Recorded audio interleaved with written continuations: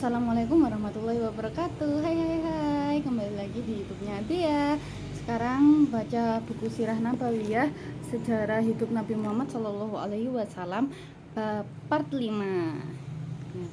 Kaum Quraisy mengajukan protes kepada para pemimpin Yastrib.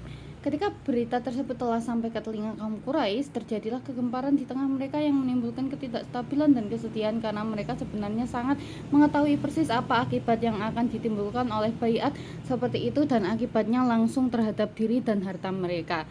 Mereka berkata, "Wahai orang-orang Khazraj, sesungguhnya telah sampai berita ke telinga kami bahwa kalian telah mendatangi teman kami ini untuk kalian bawa keluar dari belakang kami dan membaiatnya dalam upaya menyerang kami." Orang-orang yang belum masuk Islam dari suku Khazraj yang memang tidak tahu tentang baiat tersebut karena dilakukan dengan sangat rahasia dan di bawah kegelapan malam. Sementara itu kaum muslimin di kalangan mereka satu sama lain saling melirik, kemudian membungkam diri. Tidak seorang pun dari mereka yang berbicara, menyanggah ataupun membenarkan kepastian berita bagi Quraisy dan upaya mengusir para peserta baiat. Para pemimpin Mekah akhirnya pulang dalam kondisi kurang yakin terhadap kebohongan berita tersebut. Tak berapa lama Al-Mutim bin Adi dan Al-Haris bin Harb bin Umayyah datang membebaskan dari tangan mereka. Itulah Baiat Aqobah yang lebih dikenal dengan Baiat Aqobah Kubra, yang berlangsung dalam suasana yang diliputi rasa cinta, loyalitas, solidaritas terhadap sesama kaum mukminin yang terpancar-pancar, saling percaya, keberanian dan kepahlawanan di dalam menempuh jalan ini. Curahan-curahan hati dan perasaan-perasaan seperti ini bukan muncul akibat adanya hubungan ras yang hanya numpang lewat dan sewaktu-waktu bisa saja redup, tetapi ia bersumber dari keimanan kepada Allah, Rasul dan kitabnya. Mereka yang berhijrah setelah Baiat Aqobah kedua dan Islam telah pula sukses membangun sebuah tanah air di tengah-tengah padang Sahara yang masih diselimuti oleh gelombang kekufuran dan kebodohan, dan ini merupakan upaya paling sukses yang dialami Islam sejak permulaan dakwah. Rasulullah akhirnya mengizinkan kaum muslimin untuk melakukan hijrah ke negeri tersebut. Hijrah tidak saja berarti mengabaikan kepentingan, mengorbankan harta dan menyelamatkan jiwanya saja, dengan semboyan bahwa dirinya telah dihalalkan dan haknya terampas. Kaum muslimin mulai berhijrah sementara mereka telah mengetahui semua resiko ini. Berikut ini beberapa gambaran hijrah mereka. Satu orang pertama yang berhijrah adalah Abu Salamah. Hal ini membuat marah keluarga besar Abu Salamah atas perlakuan terhadap salah seorang anggota keluarga mereka.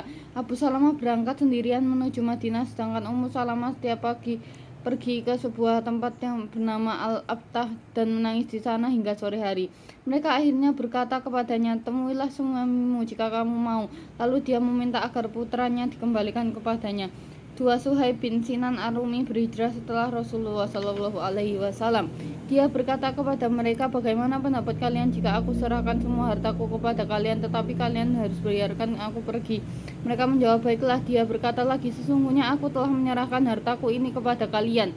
Hal tersebut sampai ke telinga Rasulullah sembari bersabda, "Mudah-mudahan Suhaib mendapatkan keberuntungan, mudah-mudahan Suhaib mendapatkan keberuntungan."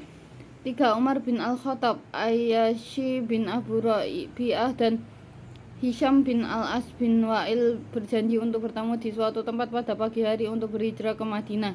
Tatkala kedua sampai di Madinah dan singgah di Kuba, Abu Jahal dan saudaranya Al-Haris menjumpai Ayyashi datang. Ketiganya bersaudara seibu. Kemudian Umar berkata kepadanya, "Wahai Ayyashi, demi Allah, sesungguhnya kamu tidak ingin darimu selain untuk menguji agamamu sehingga kamu terfitnah. Berhati-hatilah karenanya." Umar berkata kepadanya, "Bila memang kamu sudah bertekad demikian, maka ambillah untaku ini, sebab ia unta yang cerdas dan mudah ditundukkan." Lalu dia keluar bersama kedua saudaranya dengan menunggangi unta tersebut hingga ketika sampai di sebagian perjalanan, Abu Jahal berkata kepadanya, "Wahai anak saudaraku, demi Allah untaku ini sudah membandel. Sudahkah kamu membiarkan aku duduk di atas untamu itu di belakangmu?" Dia menjawab, "Tentu saja." Dia lalu mengekang untanya sembari turun agar bisa bergeser. Keduanya melakukan hal yang sama. Demikianlah 3 contoh perlakuan kaum musyrikin terhadap orang yang ingin berhijrah. Begitu mereka mengetahuinya, akan tetapi sekalipun demikian manusia tetap secara berbondong-bondong berangkat, sebagian mengikuti sebagian yang lain. Imam Al-Bukhari meriwayatkan dari Aisyah yang berkata, Rasulullah berkata kepada kaum muslimin, sesungguhnya aku telah diperlihatkan negeri hijrah kalian, sebuah tempat yang ditumbuhi pepohonan kurma terletak antara dua kawasan yang diselimuti berbatuan hitam. Abu Bakar juga sudah berkemas-kemas untuk berangkat menuju Madinah. Lalu Rasulullah berkata kepadanya, jangan terburu-buru dulu, sesungguhnya aku berharap segera diizinkan. Sidang di parlemen Quraisy Darun Nadwah. Ketika orang-orang musyrik melihat para sahabat Rasulullah telah berkemas-kemas untuk berhijrah dengan membawa dan menggiring keturunan dan anak-anak serta harta mereka menuju perlindungan kaum Aus dan Khazraj, terjadilah kegemparan di kalangan mereka yang menimbulkan kekhawatiran dan kegelisahan. Bahaya nyata dan serius yang akan mengancam sendi-sendi penganis dan ekonomi mereka telah menampakkan wujudnya di hadapan mereka. Kaum musyrikin juga mengetahui letak strategis kota Madinah untuk lalu lintas jalur perdagangan yang melewati pinggir pantai Laut Merah dari arah Yaman hingga menuju kawasan Syam. Kaum musyrikin telah merasakan betapa seriusnya bahaya yang akan mengancam kelangsungan sendi kekuasaan mereka. Pada hari Kamis tanggal 26 Safar tahun 14 Kenabian yang bertepatan dengan September 622 Masehi, yakni setelah lebih kurang 2,5 bulan dari berlangsungnya Baiat Kubra, Parlemen Makkah Darun Nadwah mengadakan pertemuan yang paling kritis dalam sejarahnya, tepatnya pada permulaan siang. Di antara wajah-wajah terpandang yang mewakili kabilah-kabilah Quraisy yang hadir dalam pertemuan yang amat krisis itu adalah 1. Abu Jahal bin Hisham, 2. Jubair bin Mut'im, 3. Syaibah bin Rabi'ah, 4. An-Nadr bin Al-Harits, 5. Abul Bukhturi bin Hisham, 6. Nabi bin Al-Hajjaj, 7. Umayyah bin Khalaf. Tatkala mereka telah berdatangan menuju Darun Nadwah sesuai janji yang telah ditentukan, datanglah iblis menghadang mereka dalam rupa seorang tua yang berwibawa dan mengenakan pakaian yang tebal. Dia menjawab, orang tua penduduk Najd yang telah mendengar tentang tujuan kalian bertemu ini, dialog di parlemen dan keputusan keji untuk membunuh Nabi. Setelah pertemuan dilangsungkan, maka mulailah diajukan beberapa usulan dan solusi. Abul Aswad berkata, kita usir dia dari tengah-tengah kita dan membuangnya dari negeri ini. Si orang tua dari Najd menimpali, demi Allah tidak demikian. Lalu Abu Al-Bukhturi berkata, kurung dia di dalam kerangkeng besi, kunci pintunya, lalu kalian tunggu apa yang akan dialaminya, sebagaimana para penyair sebelumnya seperti Zuhair, An-Nabigah dan orang-orang dulu selain mereka mati dengan cara ini, sehingga dia juga bisa merasakan apa yang pernah dirasakan oleh mereka itu. Si orang tua dari Najd mengomentari, demi Allah tidak juga demikian. Setelah parlemen menolak kedua pendapat tersebut, lalu diajukan usulan keji yang kemudian disepakati oleh semua anggota. Mereka bertanya-tanya kepadanya, apa gerangan pendapatmu itu, wahai Abu Hakam? Aku berpendapat bahwa kita harus memilih seorang pemuda yang gagah dan bernasab baik sebagai wakil tiap-tiap kabilah. Si orang tua dari Najd tersebut menimpali lagi, pendapat yang tepat adalah pendapat orang ini, maksudnya Abu Jahal. Inilah pendapat yang saya kira tidak ada lagi yang lebih tepat daripadanya. Akhirnya parlemen Mekah pun menyetujui usulan yang keji ini dan tiap-tiap perwakilan kembali ke rumah masing-masing sembari bertekad bulat untuk melaksanakan keputusan tersebut secepatnya. Nabi berhijrah. Ketika keputusan keji untuk membunuh Nabi telah diambil, malaikat Jibril turun membawa wahyu Rabb-Nya yang isinya memberitahukan kepada beliau tentang persekongkolan kaum Quraisy tersebut dan izin Allah kepada beliau untuk hijrah dari Mekah. Nabi pergi ke kediaman Abu Bakar di tengah terik matahari untuk bersama-sama menyepakati tahapan hijrah. Abu Bakar berkata, ayah dan ibuku sebagai tebusan untuknya. Aisyah melanjutkan, lalu Rasulullah datang dan meminta izin masuk, lantas diizinkan dan beliau pun masuk. Abu Bakar menjawab, mereka hanyalah keluargamu, wahai Rasulullah. Beliau berkata lagi, sesungguhnya telah diizinkan kepadaku untuk keluar atau berhijrah. Setelah disepakati rencana hijrah tersebut, Rasulullah pulang ke rumah beliau menunggu datangnya malam pengepungan rumah Rasulullah. Para penjahat kelas kakap Quraisy menggunakan waktu siang mereka untuk mempersiapkan diri guna melaksanakan rencana yang telah digariskan berdasarkan kesepakatan parlemen Mekah Darun Nadwah pada pagi harinya. Untuk eksekusi tersebut dipilihlah 11 orang pemuka mereka, yaitu 1. Abu Jahal bin Hisham, 2. Al-Hakam bin Abul As. 3. Uqbah bin Abul As. 4. An-Nadr bin Al-Haris. 5. Umayyah bin Khalaf. 6. Zam'ah bin Al-Aswad. 7. Tu'aimah bin Adi. 8. Abu Lahab. 9. Ubay bin Khalaf. 10. Nabi bin Al-Hajjaj. 11. Munabi bin Al-Hajjaj. Ibnu Ishaq berkata, ketika mereka malam telah gelap, mereka berkumpul di depan pintu rumah Rasulullah dan mengintai kapan beliau bangun sehingga dapat menyergapnya. Kebiasaan yang selalu Rasulullah lakukan adalah tidur pada awal malam dan keluar menuju Masjid Haram setelah pertengahan atau 2/3-nya untuk sholat di sana. Orang-orang Quraisy benar-benar yakin bahwa persekongkolan keji kali ini akan membuahkan hasil. Waktu si persekongkolan tersebut adalah setelah pertengahan malam saat beliau biasa keluar dari rumah. Dan ingatlah ketika orang-orang kafir Quraisy memikirkan daya upaya terhadapmu untuk menangkap dan memenjarakanmu atau membunuhmu atau mengusirmu. Mereka memikirkan tipu daya dan Allah menggagalkan tipu daya itu, dan Allah sebaik-baik pembalas tipu daya. Surat Al-Anfal ayat 30. Rasulullah meninggalkan rumahnya sekalipun persiapan yang dilakukan oleh kaum Quraisy untuk melaksanakan rencana keji tersebut sedemikian ekstra, namun mereka tetap mengalami kegagalan yang memalukan. Sementara Rasulullah telah berhasil keluar dan menembus barisan-barisan mereka. Tidak ada seorang pun yang tersisa. Semuanya beliau taburi tanah di atas kepalanya. Orang-orang Quraisy yang mengepung rumah beliau tetap menunggu hingga waktu yang tepat, dan menjelang tiba waktu tersebut tanda-tanda kesia-siaan dan kegagalan sudah nampak bagi mereka. Dia berkata, sungguh telah sia-sia dan merugilah kalian. Mereka berkata, demi Allah kami tidak melihatnya. Mereka bangkit sambil mengusap tanah yang menempel di kepala mereka. Untuk meyakinkan, mereka mengintip dari arah pintu dan melihat Ali yang mereka sangka Muhammad. Mereka pun masih tetap menunggu hingga pagi menjelang perjalanan dari rumah menuju gua. Rasulullah meninggalkan rumah beliau pada malam tanggal 27 Safar tahun 14 kenabian bertepatan dengan tanggal 12 atau 13 September 622 Masehi. Namun telah mengetahui bahwa orang-orang Quraisy akan berupaya keras untuk mencarinya, dan jalan yang pertama kali akan disisir oleh mereka adalah jalan utama kota Madinah yang menuju ke arah utara. Ada riwayat yang menyebutkan bahkan ketika berjalan di jalur tersebut beliau bertumpu pada ujung-ujung kaki agar jejak perjalanannya tidak tampak karenanya kedua kaki beliau jadi lecet. Saat berdua di dalam gua, ketika telah tiba di gua, Abu Bakar berkata, demi Allah jangan engkau masuk dulu sebelum aku masuk.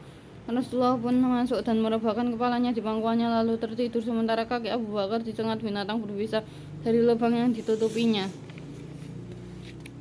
Manakala tindakan mereka, keduanya tinggal di dalam gua tersebut selama 3 malam, dari malam Jumat, Sabtu, Minggu hingga malam Ahad.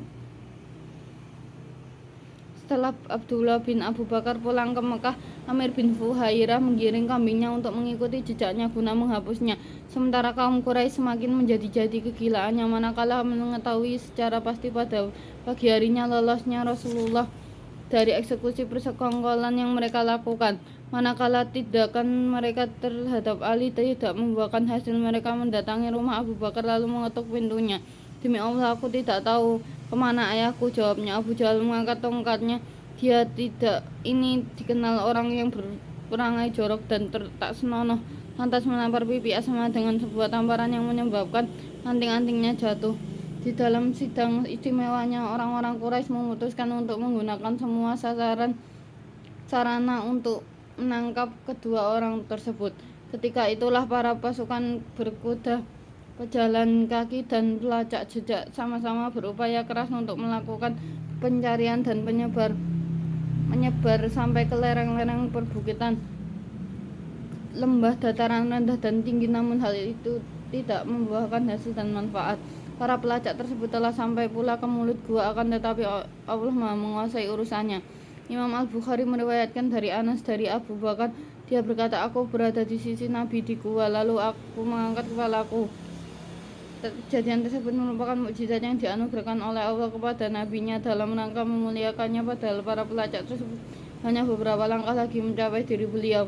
Perjalanan menuju Madinah, ketika semangat untuk mencari sudah mulai mengendur, aktivitas patroli pemeriksaan sudah dihentikan serta gejolak emosi kaum Quraisy sudah mereda mulai reda setelah secara terus-menerus dan serius pelacakan dilakukan selama 3 hari tanpa membuahkan hasil. Rasulullah dan sahabat setianya itu pun keluar menuju Madinah.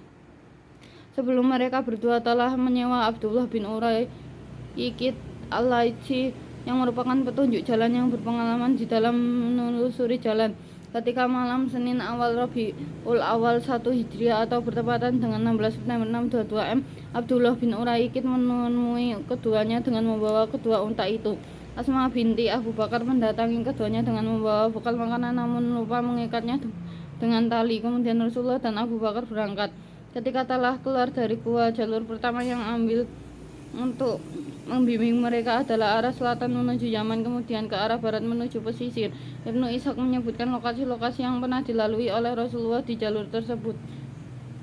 Mereka lalu menelusuri jalan di wilayah Al-Kharar, Saniyatul Murah, Lakfa, dan kemudian melewati Mudlijah, Laqaf, kemudian membawa keduanya memasuki Mudlijah, Mujaj, kemudian menelusuri Marjah, Muhaj, kemudian memasuki ke pedalaman Marjah, Zil Gudlewain, kemudian memasuki Zukair, kemudian membawa kedua menuju Al-Jadajid, lalu Al-Ajrad, kemudian menelusuri Salam yang merupakan pedalaman musuh suku Mudlijah Tahan, kemudian menuju Al-Ababid, kemudian melewati Al-Fajah, kemudian menuruni Al-Araj, kemudian menelusuri Saniyatul Air, posisi kanan Uqobah, hingga akhirnya menuruni pedalaman Ri'im dan akhirnya bersama keduanya tiba di Uqobah. Berikut kami paparkan sebagian peristiwa yang terjadi dalam perjalanan tersebut.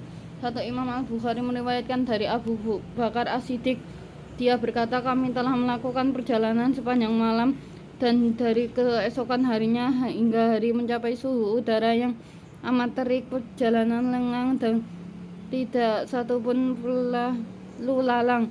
Kemudian aku bentangkan hamparan yang terbuat dari bulu binatang sembari berkata, tidurlah wahai Rasulullah, aku akan mengontrol kondisi di sekelilingmu. Lantas beliau tertidur dan aku mengontrol kondisi di sekelilingnya. Tiba-tiba aku melihat seorang yang mengembala sedang menggiring kambingnya menuju batu besar tersebut. Juga dia ingin melakukan seperti yang kami lakukan. Aku pun bertanya kepadanya, kamu menggembalakan kambing untuk siapa wahai anakku? Dia menjawab, seorang dari penduduk Madinah, dalam versi lain dari penduduk Makkah. Aku bertanya, apakah kambing yang kamu gembalakan ada air susunya? Dia menjawab, ya. Apakah dapat diperah? Tanyaku. Dia menjawab, ya. Lalu dia mengambil seekor kambing. Aku berkata, perahlah susunya hingga tidak bersisa dan hindari dari tanah, bulu, dan debu halus di matanya. Lalu dia memerah semua air susu yang terkumpul pada setiap persendiannya. Dia pun meminumnya hingga aku puas. Kemudian beliau berkata, bukankah sudah waktunya berangkat? Aku menjawab, benar. Dia Abu Bakar berkata, lalu kami berangkat. Di antara kebiasaan yang dilakukan oleh Abu Bakar adalah selalu membonceng Nabi. Dia menjawab, orang ini penunjuk jalan bagiku. Maksud Abu Bakar menunjukkan jalan kebaikan, namun orang tersebut mengira hanya sekedar pemandu jalan yang ditempuh. Rasulullah dan Abu Bakar diincar oleh Surakah bin Malik. Aku mengambil tombakku lantas keluar melalui bagian belakang rumah.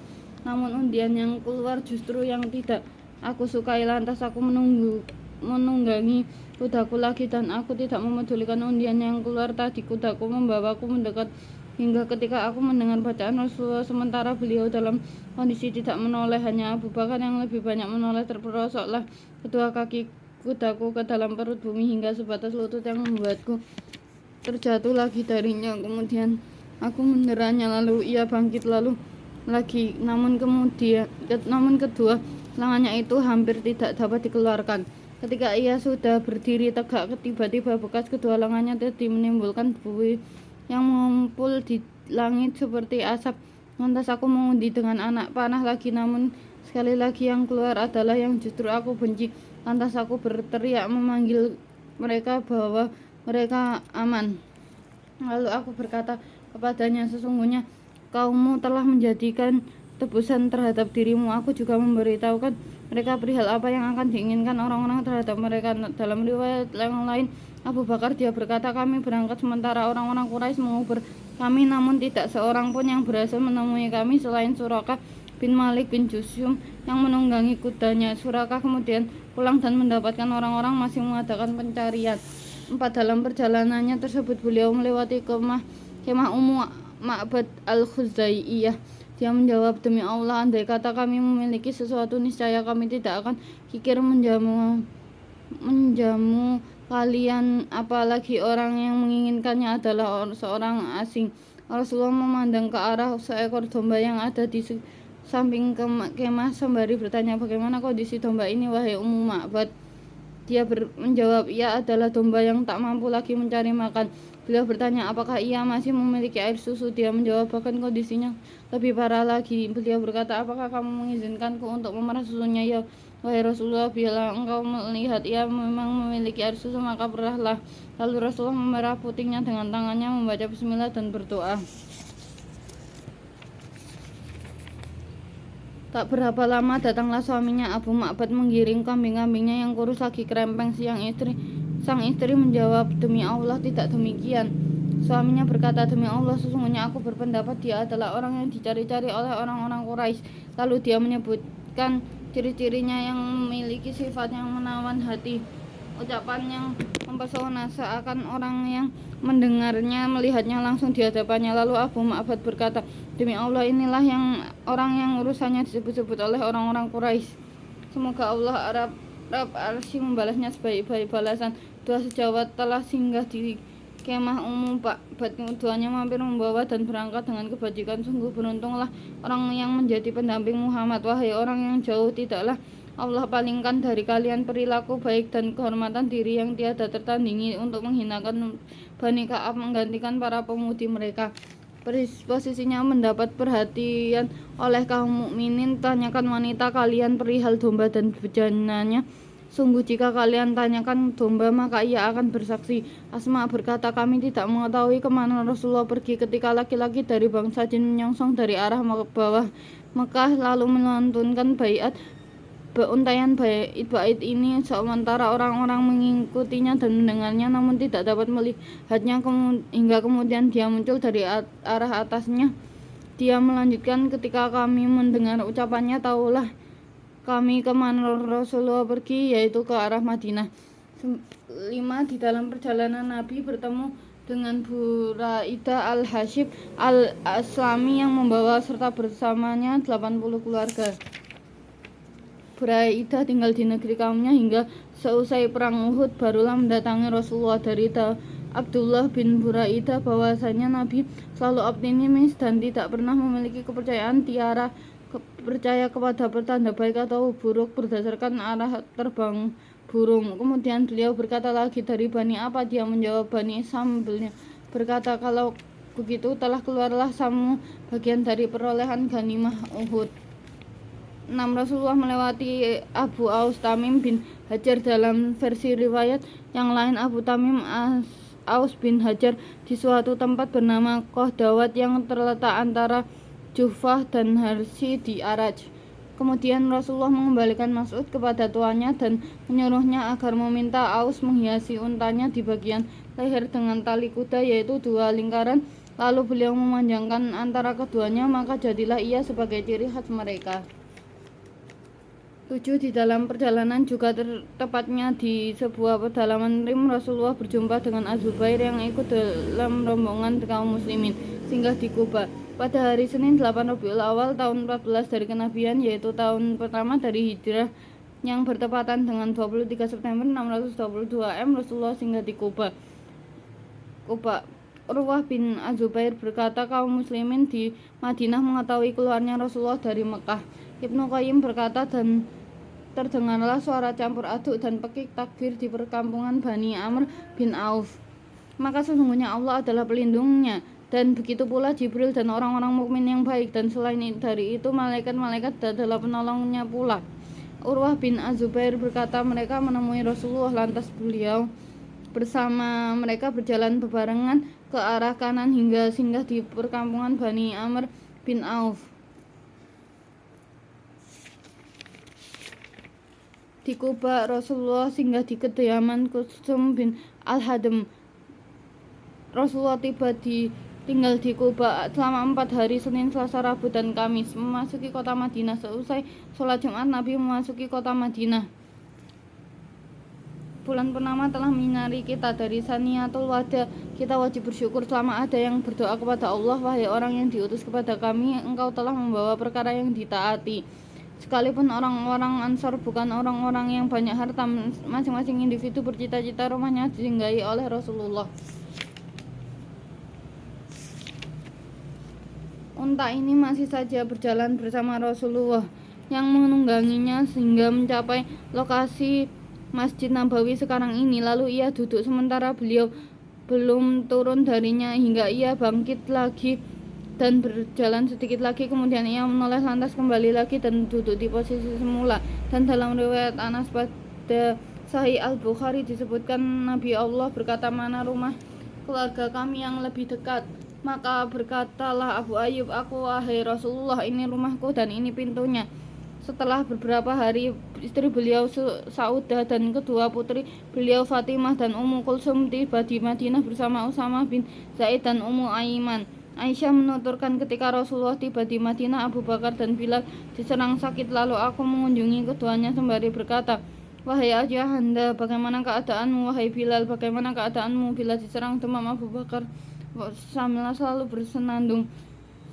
Setiap pagi orang selalu berada di sisi keluarganya, namun kematian lebih dekat daripada tali sandalnya. Sementara bila demam sudah hilang dari Bilal, dia mengencangkan suaranya sembari melantunkan syair. Semoga saja aku menghabiskan suatu malam di suatu lembah dan di sekelilingku iskir dan orang mulia. Semoga saja suatu hari aku membawa air dari Madinah. Semoga saja tanda dan bayangan tampak bagiku. Aisyah berkata, lalu aku mendatangi Rasulullah dan mengabarkan keadaan tersebut. Hingga di sini berakhirlah satu bagian dari kehidupan Rasulullah dan merupakan akhir separuh dakwah Islam, yaitu fase Mekah. Kehidupan di fase Madinah. Kehidupan di Madinah. Periode Madinah dapat dibagi menjadi 3 tahapan masa, yaitu 1 tahapan peletakan dasar-dasar masyarakat Islam serta konsolidasi dakwah Islamiyah, 2 tahapan perdamaian dengan musuh terbesar yaitu orang kafir Quraisy di Mekah, 3 tahapan ketika manusia masuk Islam secara berbondong-bondong. Kondisi di Madinah yang masih labil ketika hijrah. Makna hijrah bukan sekedar upaya melepaskan diri dari cobaan dan cemoohan semata, tetapi juga dimaksudkan sebagai batu loncatan untuk mendirikan sebuah masyarakat baru di negeri yang aman. 3 kelompok ini adalah 1 sahabat-sahabat yang suci, mulia, dan baik, 2 orang-orang musyrik yang sama sekali tidak mau beriman kepada beliau, 3 orang-orang Yahudi. 1 kelompok pertama, berbagai masalah yang dihadapi Nabi bersama para sahabat dengan kondisi kehidupan di Madinah berbeda dengan kondisi mereka di Mekah. Sementara itu saat di Madinah kekuasaan mutlak berada di tangan mereka sejak hari pertama dan tak seorang pun yang berkuasa atas mereka. Tidak dapat diragukan pembentukan suatu masyarakat yang ideal seperti ini tidak mungkin dilakukan hanya dalam jangka waktu 1 hari, 1 bulan, atau 1 tahun saja, tetapi membutuhkan waktu yang relatif lama agar ketetapan-ketetapan syariat, hukum, pengetahuan, pendidikan, dan pelaksanaannya bisa menjadi sempurna dengan melalui beberapa tahapan secara berjenjang. Para sahabat menerima beliau dengan sepenuh hati untuk melaksanakan hukum-hukumnya dengan senang hati. Rincian tentang masalah tersebut kurang tepat bila kami bahas rencana secara panjang lebar di dalam buku ini. Itulah masalah paling besar yang harus dihadapi Rasulullah dalam kaitannya dengan orang-orang muslim. Kaum muslimin meliputi 2 kelompok. 1 kelompok hidup di tempat tinggalnya di rumah dan dengan harta bendanya. Kini di samping mereka ada kelompok lain, yaitu orang-orang muhajirin yang keadaannya berbeda dengan Ansor. Sebagaimana yang diketahui, Madinah bukan termasuk daerah yang memiliki kekayaan yang melimpah, maka tidak jarang jika kondisi ekonominya amat labil. 2 kelompok kedua mereka adalah orang-orang musyrik yang menetap di beberapa kabilah di Madinah. Sebenarnya di antara mereka ada yang menyimpan dendam kesumat terhadap Rasulullah dan kaum muslimin. Tokoh kelompok ini adalah Abdullah bin Ubay. Tidak heran jika kemudian dia menyimpan kebencian terhadap beliau. Kelompok ketiga mereka adalah orang-orang Yahudi. Meski demikian, mereka tetap menjaga fanatisme ras mereka sebagai orang-orang Yahudi dan tidak menyatu dengan bangsa Arab secara total. Mereka tidak terlalu berhasrat untuk menyebarluaskan agamanya karena materi agama mereka tidak lebih dari ramalan nasib, sihir, mantra hembusan pada buhul dan semisalnya. Mereka mengambil keuntungan sekian kali lipat dari orang-orang Arab secara keseluruhan dan juga menerapkan riba. Mereka juga dikenal sebagai orang-orang yang suka menyebarkan isu dan kerusakan, angkuh bersekongkol, memicu peperangan dan permusuhan di antara berbagai kabilah yang berdekatan dengan Mekah.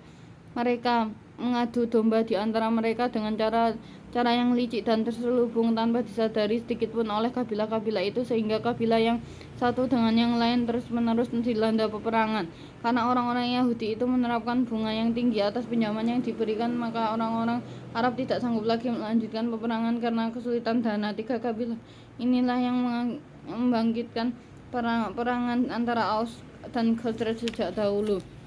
Di sisi lain, dakwah Islam senantiasa mampu menyatukan hati manusia, memadamkan api kebencian dan permusuhan, mengajak kepada penepatan janji dan memegang amanah dalam keadaan bagaimanapun, membatasi pada makan yang halal dan pencarian harta yang baik.